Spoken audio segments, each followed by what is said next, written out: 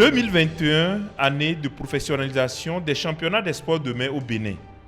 Après le football, les autres sports collectifs phares que sont le basketball, le volleyball et le handball passent à l'ère de la professionnalisation recommandée par le gouvernement béninois.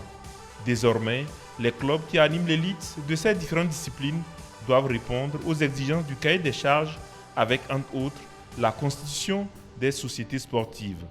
Un changement de cap, source d'une nouvelle dynamique insufflée à ces sports. Ainsi, le volleyball a lancé sa saison New Look le 26 avril au Hall des Arts entre Énergie et Alada Volleyball Club.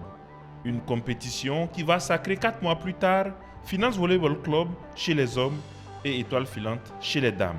En interne, depuis un an déjà, nous pensons déjà à revoir notre façon d'organiser un certain nombre de choses en termes de compétition. Nous sommes donnés comme défi d'organiser cette année le premier championnat professionnel. L'institutionnalisation d'un championnat professionnel donne la preuve de votre détermination à redorer l'image du volleyball dans notre pays et à lui imprimer une nouvelle dynamique en cohérence avec les grands axes des réformes du secteur des sports engagées par le gouvernement.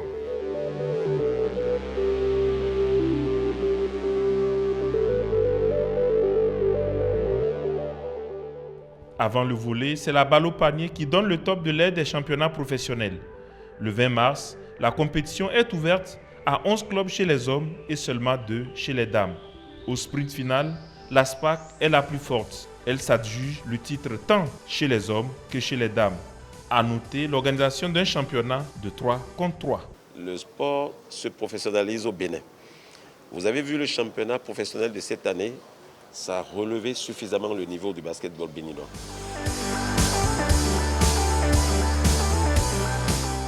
Pour clôturer l'année civile, c'est le handball qui a réuni pendant une semaine à la mi-décembre la crème des clubs au Hall des Arts pour la phase finale du championnat professionnel après l'avènement de l'ancien de Flowers, Sidikou Karimou, à la tête de la fédération.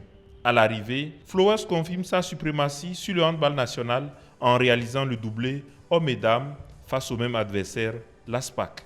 Cependant, si l'écart est abyssal chez les hommes, il est très serré chez les dames, avec en perspective de chaudes empoignades à l'avenir pour s'assurer une suprématie. Pour 2022, le plus sportif attend la confirmation avec plus de qualité au niveau des clubs, mais aussi une rédemption des sélections nationales seniors au basket et au handball.